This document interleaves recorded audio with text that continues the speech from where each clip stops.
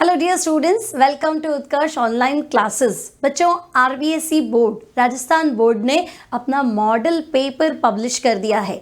इस साल कोविड-19 की वजह से कुछ चेंजेस आए हैं, कुछ सिलेबस आपका बच्चों कम हो गया है ना। डिलीटेड पोर्शन आपको नहीं पढ़ना है, पेपर का पैटर्न जो है वो कम्प्लीटली चेंज हो चुका है। तो बच्चों, क्या क्या चेंजेस किए हैं आरबीएसई बोर्ड ने, वो जानेंगे हम आज के इस वीडियो में।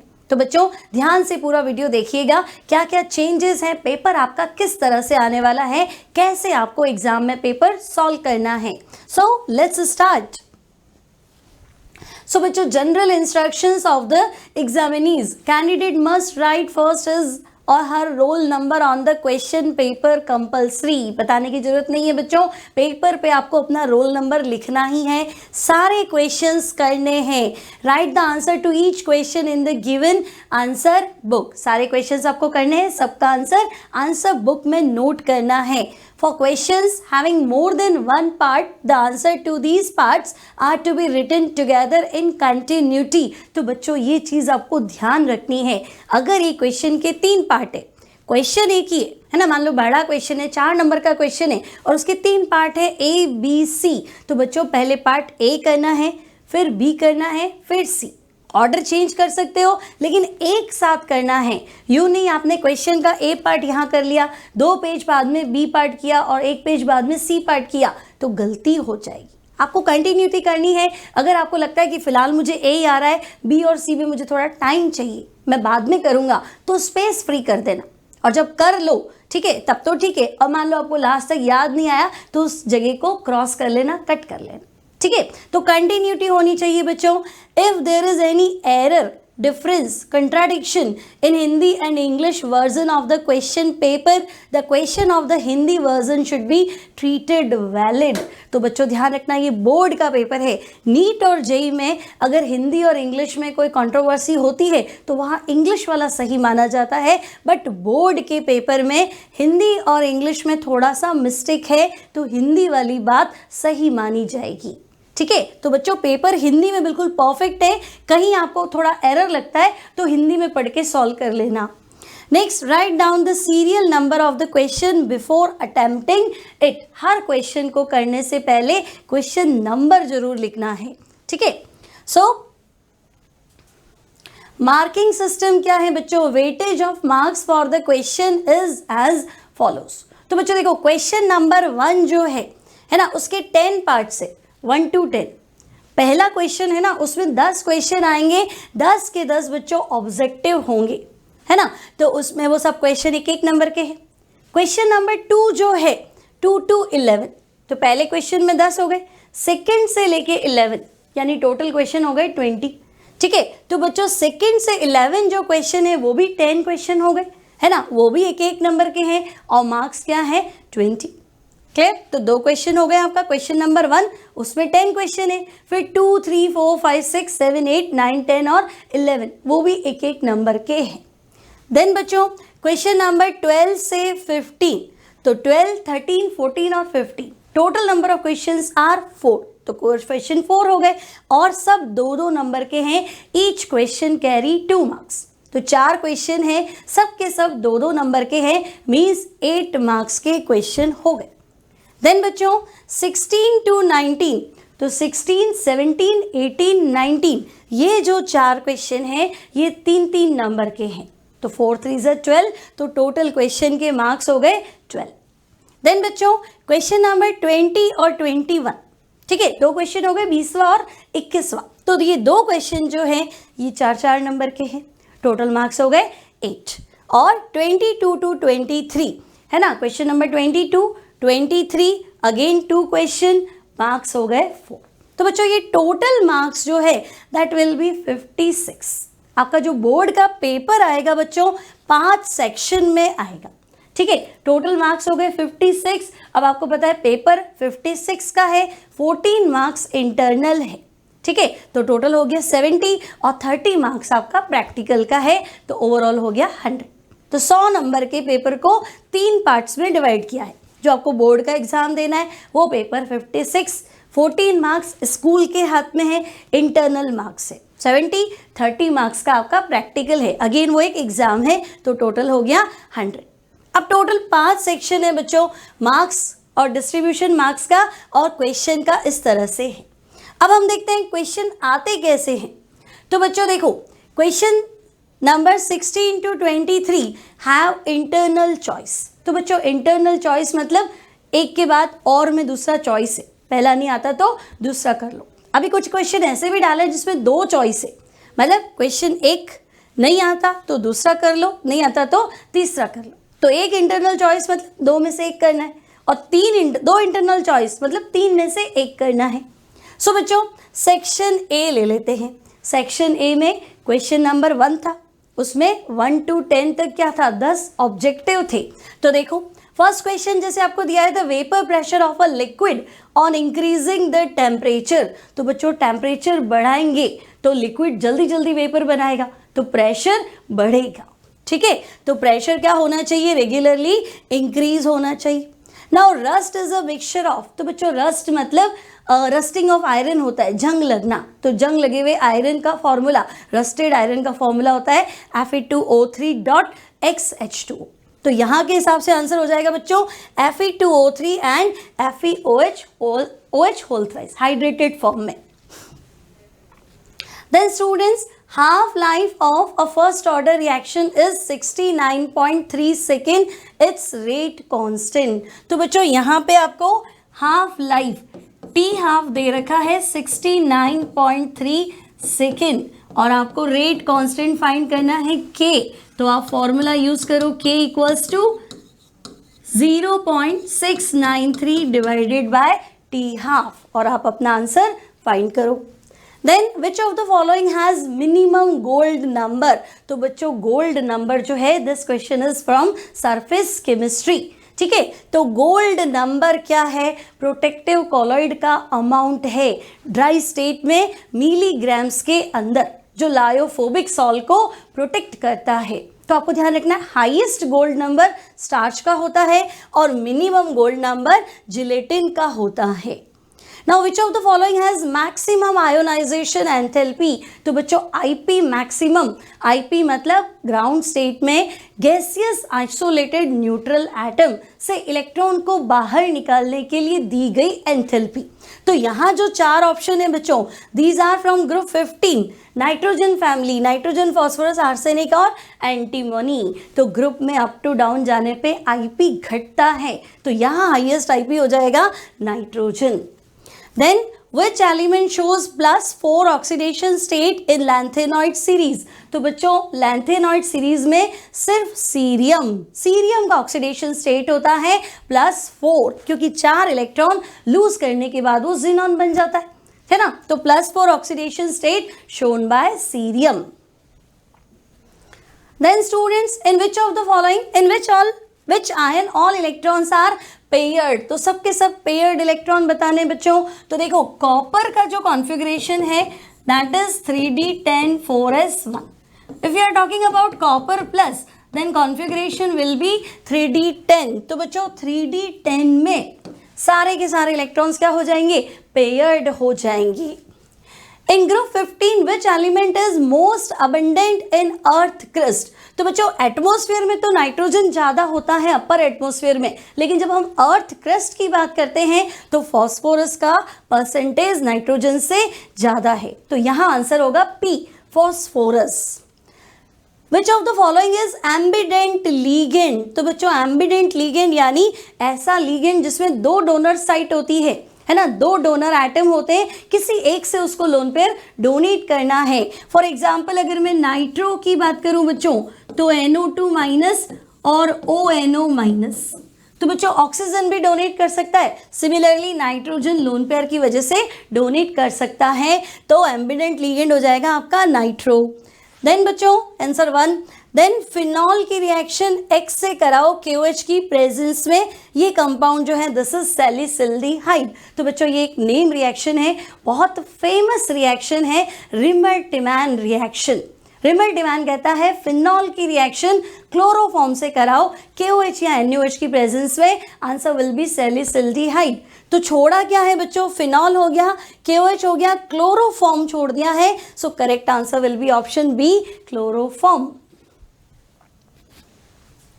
नाउ 1 to 10 बच्चों ऑब्जेक्टिव थे, फटाफट आप चुटकियों में क्वेश्चन कर लेंगे। आई होप पेपर आपका अच्छा होगा। बिल्कुल सिंपल सिंपल क्वेश्चंस आएंगे तो आपको डरना बिल्कुल भी नहीं है। एक चीज़ ध्यान रखेंगे, जैसे आपने पहला क्वेश्चन सॉल्व किया, मान लो कि अग्नि ये वाला क्वेश्चन सॉल्व किया तो इसका आंसर आपका आया बी, तो बच्चों सिर्फ बी नहीं लिखेंगे, आप लिखेंगे किस तरह से कि ये 10th क्वेश्चन इसका आंसर है बी, और बी में आपको लिखना है कि भाई बी में क्लोरोफॉर्म, तो आपको लिखना है क्लोरोफॉर्म, सिर्फ बी लिख के नहीं छोड़ेंगे, है ना। थोड़ा कंट्रोवर्शियल रहता है, नंबर कटने के चांस हो सकते हैं, तो हर चीज़ में, है ना। जैसे यहाँ पे आंसर आपका क्या था पी, तो आपको लिखना है करेक्ट आंसर ऑप्शन सी, और उसमें लिखना है पी, फॉस्फोरस, ठीक है, ये आपको ध्यान रखना है बच्चों। अब 2 to 8 जो क्वेश्चन है बच्चों, 1 लाइन, है ना, एक लाइन में आंसर देना है। अब ऐसा नहीं कि आपका आंसर 2 लाइन में आ रहा है तो आप जबरदस्ती एक में करो, नहीं, 1 लाइन 2 लाइन मैक्सिमम में आपका आंसर खत्म होना है, पूरा पूरा पेज या पूरा पैराग्राफ नहीं लिखना है, ठीक है। तो बच्चों what are super heavy elements, super heavy यानी कि ट्रांस यूरेनिक एलिमेंट्स, यूरेनियम के बाद वाले एलिमेंट्स, ठीक है। Which element oxide is use to prepare coloured lens in sunglasses, तो बच्चों आपको लिखना है नियोडीमियम एंड प्रेस्मोडीमियम, इनके ऑक्साइड्स जो हैं वो coloured lens of sunglasses में यूज होते हैं। Then write the name of reaction from which diphenyl obtained from chlorobenzene, तो बच्चों देखो पहला क्वेश्चन रिमल्ट इवान में से था, ये क्वेश्चन फिटिग रिएक्शन में से है, 2 क्लोरोबेंजीन एरो पे sodium dry ether and answer will be diphenyl, तो यहाँ आंसर हो जाएगा Fittig reaction. Then Name the compound which reacts with toluene in sunlight to give benzyl chloride, तो बच्चों टोलुइन मतलब मिथाइल बेंजीन। अब मिथाइल बेंजीन की रिएक्शन सनलाइट में किससे कराओगे कि आंसर क्या हो जाए, बेंजाइल क्लोराइड, बेंजीन पे CH2Cl।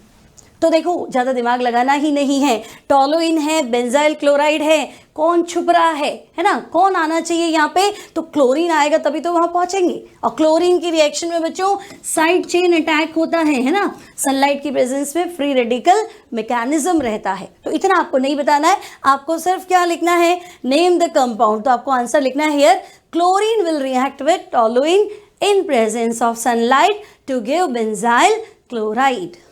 Then write the IUPAC name of paracresol, तो बच्चों पैराक्रिसॉल इस तरह का कंपाउंड है, फिनॉल और टोलुइन दोनों ही एक साथ, है ना, बेंजीन पे OH भी है और CH3 भी है, तो 4 पे मिथाइल, 4 मिथाइल फिनॉल, ठीक है, that is paracresol. Now write the name of the product obtained from oxidation of phenol by chromyl chloride, तो बच्चों फिनॉल का ऑक्सीडेशन करने पे आपको कंपाउंड मिलता है benzoquinone. Clear, oxidation of phenol in presence of air हो, क्रोमाइल क्लोराइड हो, डाइक्रोमेट हो, answer is benzoquinone. Now students, which geometrical isomer of 1,2-dichloroethene have more melting and boiling point, तो बच्चों अगर 1 और 2 दोनों पे क्लोरीन है ना, तो आपको याद रखना है ट्रांस वाले जितने भी आइसोमर्स हैं उनका मेल्टिंग पॉइंट सिस वाले से ज़्यादा होता है, ठीक है। सिचुएशन है भाई दोनों तरफ क्लोरीन है इसलिए ये आंसर है ना, तो दोनों ग्रुप सेम हो, इफेक्ट सेम हो, तो ट्रांस का मेल्टिंग पॉइंट जनरली सिस से क्या होता है, ज़्यादा होता है। तो सिर्फ एक लाइन में आंसर देना है, trans isomer of this compound have high melting point, high boiling point, reason नहीं लिखना है। देन स्टूडेंट्स ये हो गए आपके 8 क्वेश्चन जो आपको एक एक लाइन में लिखने थे, नंबर इनका एक एक था। नाउ 9 to 12 है, that is fill in the blanks. अब देखो 9th में फिनॉल की रिएक्शन Zn से कराओ, तो बच्चों देखो दिमाग लगाना ही नहीं है, Zn और O ये तो आ गया बाई प्रोडक्ट, जो बचा है वो लिख दो ना, क्या बचा है C6H6, तो answer will B benzene. Now student the mixture mixture of ethanol and ether is called, ethanol और ईथर का वो मिक्सचर जो पेट्रोल की जगह काम आता है, that is natalite. So here answer will be netellite. Now we get what? When ethanoic acid reduced by lithium aluminium hydride. तो बच्चों एसिडिक एसिड को लिथियम एल्यूमिनियम हाइड्राइड की प्रेजेंस में रिड्यूस करोगे तो answer will be ethyl alcohol. तो ये थे हमारे fill in the blanks. Now section B. अब क्वेश्चन जो है बच्चों 2 मार्क्स के हैं, थोड़ा ध्यान से. Calculate the lambda m molar conductance for Na2SO4. The value of lambda Na plus दिया हुआ है and lambda sulfate minus 2 दिया हुआ है. अब कुछ भी नहीं करना बच्चों, मोलर कंडक्टेंस फॉर Na2SO4, ठीक है, इनफाइनाइट डाइल्यूशन पे मान के चलते हैं हम.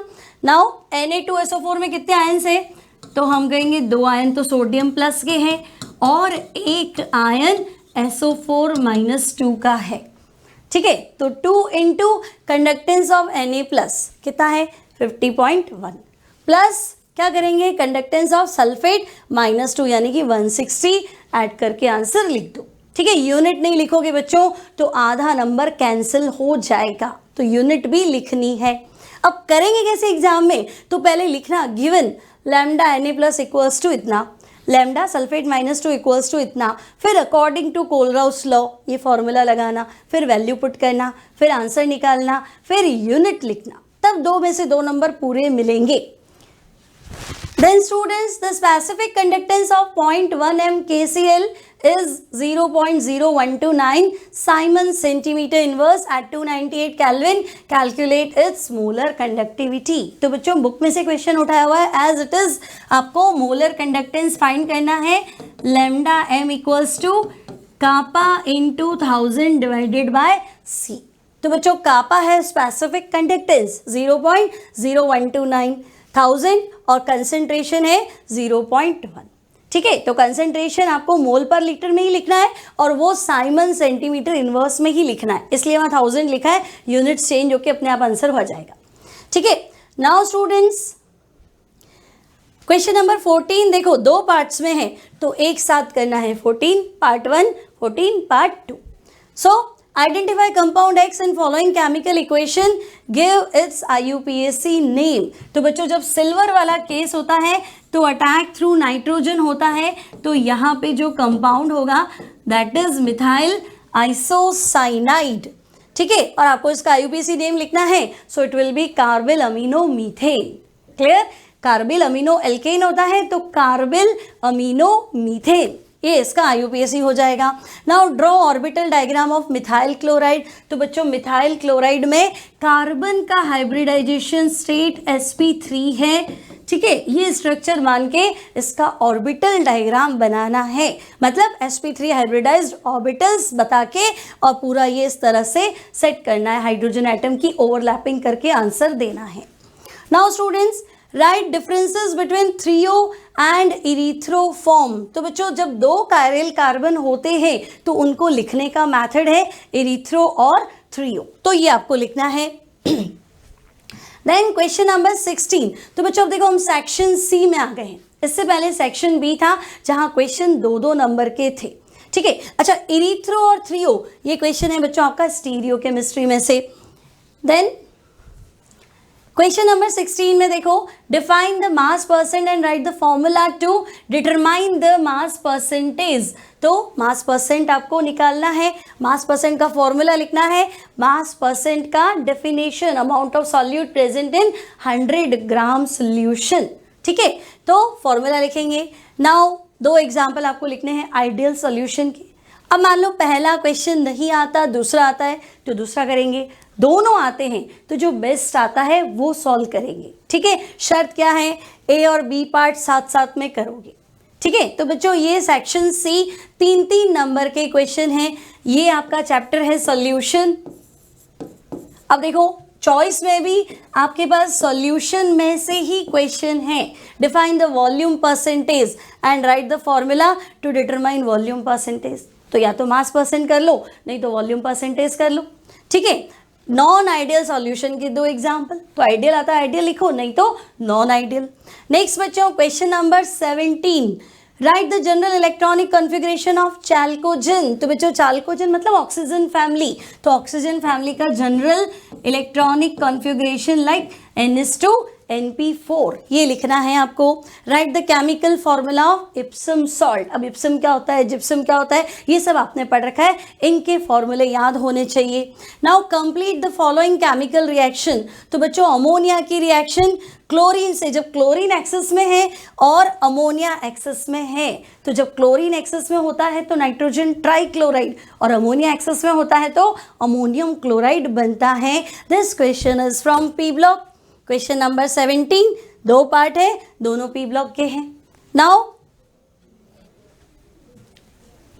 अगेन इसका चॉइस वाला क्वेश्चन है बच्चों, write the general electronic configuration of halogen. तो पिछली बार था ऑक्सीजन फैमिली, नहीं तो अब है halogen family. General configuration it will B NH2 NP5। Now right the chemical formula of cryolite. तो बच्चों क्रायोलाइट आपने पढ़ा है KCl.MgCl2.6H2O। देन आपको ये रिएक्शंस कंप्लीट करनी है बच्चों। कॉपर की रिएक्शन डाइल्यूट HNO3, कॉपर की रिएक्शन कंसंट्रेटेड HNO3, दोनों में कॉपर नाइट्रेट बनेगा। अगर डाइल्यूट है तो NO बाहर निकलेगा, कंसंट्रेटेड है तो NO2 रिलीज होगा plus water. Then write the IUPAC name. तो बच्चों ये कॉम्प्लेक्सेस है, इनके IUPAC लिखने हैं। और ज्योमेट्रिकल डायग्राम ऑफ कॉम्प्लेक्स, ये कॉम्प्लेक्स जो है CO F5-3, इसका हाइब्रिडाइजेशन स्टेट निकाल के इसका ज्योमेट्री बताना है। VBT के अकॉर्डिंग आप इस क्वेश्चन को सॉल्व करके लिख सकते हैं।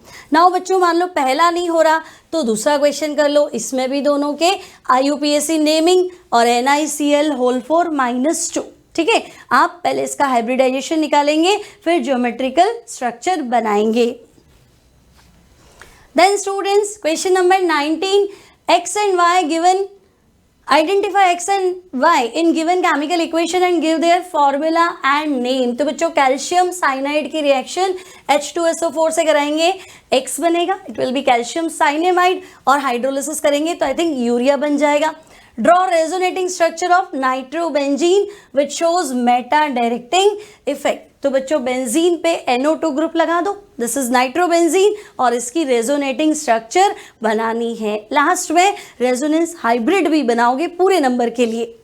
देन चॉइस में क्या है बच्चों, अगेन x और y को आइडेंटिफाई करो और फॉर्मूला बताओ। तो बच्चों अमाइंस का क्या करो, ऑक्सीडेशन कर दो एंड देन हाइड्रोलिसिस करके कंपाउंड बनाओ। और इस बार देखो यहाँ नाइट्रोबेंजीन था, इस बार क्या है एनिलीन, तो एनिलीन की रेजोनेटिंग स्ट्रक्चर बताओ। तो नाइट्रो विड्रॉइंग ग्रुप था तो Meta directive, NH2 donating group है इसलिए ortho and para directive. Then बच्चों write the total number of particles in BCC। तो BCC में आपको पता है 8 कॉर्नर पे 8 और बॉडी के सेंटर पे 1, तो आप इसमें Z निकाल के बताएंगे। Find out close packing efficiency of BCC। तो पूरा डेरिवेशन करना है जिसमें पैकिंग एफिशिएंसी 68% आती है, तो पूरा डिराइव करके लिखना है। Draw Bravais lattice crystal lattice structure of BCC। तो BCC का यूनिट सेल बना दो, पार्टिकल्स कॉर्नर पे दिखा दो और बॉडी के सेंटर पे दिखा दो। चॉइस में क्या है बच्चों, write the total number of particles in simple cubic. तो इस बार 8 कॉर्नर पे 8 पार्टिकल, कॉन्ट्रीब्यूशन 1/8, तो ZSC आएगा 1 और ZBCC कितना था 2। Then find out packing efficiency of simple cubic unit cell. तो पैकिंग एफिशिएंसी का फॉर्मूला पता है, volume of solid sphere upon volume of cube. तो पैकिंग एफिशिएंसी आपकी आ जाएगी 52.4%। अगेन पूरा डेरिवेशन करना है। Then draw Bravais lattice crystal structure of simple cubic. तो एक यूनिट सेल बना दो, क्यूब बना दो, 8 कॉर्नर पे 8 पार्टिकल दिखा दो, that will be SC simple cubic का लैटिस। देन बच्चों क्वेश्चन नंबर 21। अब यहाँ 3-3 नंबर के क्वेश्चन चल रहे हैं, तो 3 पार्ट है, मतलब एक एक नंबर के 3 क्वेश्चन हैं, सीक्वेंस में करना है। सो लायोफिलिक सेल क्या होता है, जब फेज और मीडियम में अट्रैक्शन होता है तो लायोफिलिक। राइट 2 डिफरेंसेस बिटवीन एडिजॉर्प्शन और एब्जॉर्प्शन। तो बच्चों एडिजॉर्प्शन सरफेशियल फिनोमिनन है, एब्जॉर्प्शन बल्क फिनोमिनन है। एडिजॉर्प्शन सेम स्पीड से पहले स्पीड ज़्यादा होती है, बाद में स्पीड कम होती जाती है, लेकिन AB एब्जॉर्प्शन जो है वो यूनिफॉर्म स्पीड से होता है। देन डायालिसिस, इलेक्ट्रिकल डायालिसिस का एग्जाम्पल, तो बच्चों कोलॉइडल सॉल्यूशन को प्योर करने का जो मेथड है that is dialysis. Electricity use करते हैं, कैथोड एनोड लगाते हैं, तो इलेक्ट्रिक डायालिसिस। तो आपको सिर्फ डायग्राम बनाना है। चॉइस में क्या है बच्चों, तो ये पूरा आपका है सरफेस केमिस्ट्री। और चॉइस में क्या है, तो चॉइस में भी है सरफेस केमिस्ट्री। तो फिलिक नहीं आता तो फोबिक कर लो, तो बच्चों वहाँ अट्रैक्शन था, यहाँ रिपल्शन हो जाएगा। सॉल्यूशन और कोलॉइडल सॉल्यूशन के बीच में डिफरेंसेस, मतलब ट्रू सॉल्यूशन और कोलॉइडल सॉल्यूशन में डिफरेंसेस लिख दो। तो भी कोलॉइड में क्या होता है, टिंडल इफेक्ट होता है, ब्राउनियन मूवमेंट होता है, पार्टिकल साइज 1 to 100 नैनोमीटर होता है। यहाँ ये दोनों नहीं होते, पार्टिकल साइज 1 नैनोमीटर से कम होता है। देन बच्चों टिंडल इफेक्ट का डायग्राम बना दो। नाउ सेक्शन ई, तो बच्चों देखो फर्स्ट क्वेश्चन, चॉइस में सेकंड और चॉइस में थर्ड, है ना। तो आपको क्या करना है, 3 में से कोई एक क्वेश्चन करना है। अब पहले तो ये देखो जो आता है वो करो। तीनों आते हैं तो बच्चों जिसमें गलती होने के चांसेस कम हैं, जो आपको परफेक्टली आता है, जिसमें कैलकुलेशन कम है, वो क्वेश्चन करेंगे। तो बच्चों देखो तीनों क्वेश्चन जो है that is from chemical kinetics. तो आप देख लो काइनेटिक्स कितना इंपॉर्टेंट होने वाला है। हमने ऑब्जेक्टिव में भी एक क्वेश्चन देखा था रेट कांस्टेंट निकालने का, और 4 नंबर का क्वेश्चन भी हमें मिला है केमिकल काइनेटिक्स। देन जो अगेन क्वेश्चन है बच्चों, ये आपका है क्वेश्चन नंबर 23। देखो एसिटल्डिहाइड की रिएक्शन क्लोरीन से कराई NaOH की प्रेजेंस में, ठीक है। फिर जो कंपाउंड बना उसके साथ Y प्लस सोडियम फॉर्मेट बना। तो बच्चों ये हेलोफॉर्म रिएक्शन है ना। तो आपका जो फाइनल आंसर है दैट इज हेलोफॉर्म। यहाँ आपका बनेगा क्लोरल, ठीक है। फिर write the IUPAC name of succinic acid. तो बच्चों 4 कार्बन वाला डाई कार्बोक्सिलिक एसिड जो है दैट इज सक्सेनिक एसिड, यानी butane 1,4 dioic acid. Then draw the diagram of dimer of acetic acid. तो बच्चों 2 एसिटिक एसिड के बीच में इंटरमॉलिक्यूलर हाइड्रोजन बॉन्डिंग शो कर दो, डाइमर बन जाएगा। वो डायग्राम आपको बनाना है, ठीक है। अब देखो इसके चॉइस में, तो बच्चों 4 नंबर का क्वेश्चन है, बहुत ध्यान से करना। चॉइस में क्या है, तो आपको अगेन X और Y बनाना है। तो ग्रिग्नार्ड रिएजेंट की रिएक्शन CO2 से करा दो, तो बच्चों एसिड बन जाएगा एसिटिक एसिड। एसिटिक एसिड को अमोनिया के साथ गर्म करोगे, CO2 बाहर निकल रहा है ना, तो एसिटामाइड बनेगा। देन एडिपिक एसिड का IUPAC नाम, तो बच्चों ये 4 कार्बन वाला डाइकार्बोक्सिलिक एसिड है, ये 6 कार्बन वाला डाइकार्बोक्सिलिक एसिड है, यानी हेक्सेन 1,6 डाइओइक एसिड। देन इस बार आपको बनाना है resonating structure of carbonyl group, यानी कि C डबल बॉन्ड O में रेजोनेटिंग स्ट्रक्चर्स बनाएंगे। देन बच्चों नेक्स्ट क्वेश्चन है आपका चॉइस में तीसरा क्वेश्चन। तो देखो फिर एक कंपाउंड दिया है ना, X बनाओ, आपके पास दिया है डाइक्लोरोइथेन, KOH से रिएक्शन कराओ तो एसिटल्डिहाइड बनेगा। एसिटल्डिहाइड का जिंक, मर्करी और HCl, ये है क्लीमेंसन रिडक्शन। तो आंसर इसमें एल्केन, तो 2 कार्बन वाला एल्केन यानी कि इथेन बनेगा, ठीक है। फिर write the IUPAC name of acetaldehyde. तो बच्चों एसिटल्डिहाइड का IUPAC है ethanal. Then draw the resonating structure of carboxylate anion. तो कार्बोक्सिलेट एनायन मतलब RCOO माइनस के रेजोनेटिंग स्ट्रक्चर बनाओ विद रेजोनेंस हाइब्रिड। तो बच्चों सिंपल पैटर्न है, नंबर लाने के पूरे चांसेस है, अच्छे से अच्छे मार्क्स आप ला सकते हो, चॉइसेस बहुत ज़्यादा है, ठीक है। तो ये है आपका बोर्ड की तरफ से आया हुआ मॉडल पेपर। आई होप आपको पूरा पैटर्न समझ में आ गया होगा। तो बच्चों all the best for your best exam, best paper.